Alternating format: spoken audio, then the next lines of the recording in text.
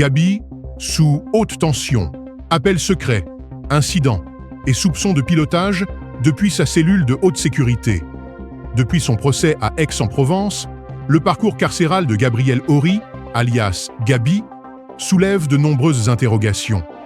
Considéré comme un cadre important de la DZ Mafia, le détenu de 31 ans a connu une détention particulièrement agitée au centre pénitentiaire de Vendin-le-Vieil entre juillet 2025 et début 2026.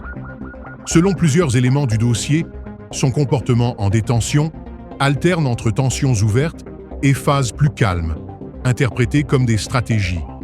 En décembre 2025, un incident avec le personnel pénitentiaire conduit à son placement en quartier disciplinaire.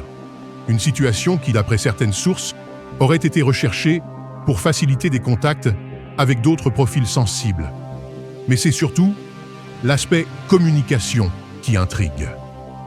Les enquêteurs évoquent un volume inhabituel d'appels vers ses avocats, dont certains passaient à des horaires nocturnes.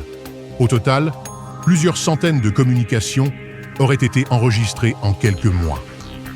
L'un de ces conseils est aujourd'hui mis en examen, soupçonné d'avoir permis des échanges indirects avec l'extérieur. Les autorités soupçonnent ainsi Gabriel Horry d'avoir tenté de maintenir une influence malgré son incarcération, en utilisant différents canaux de communication.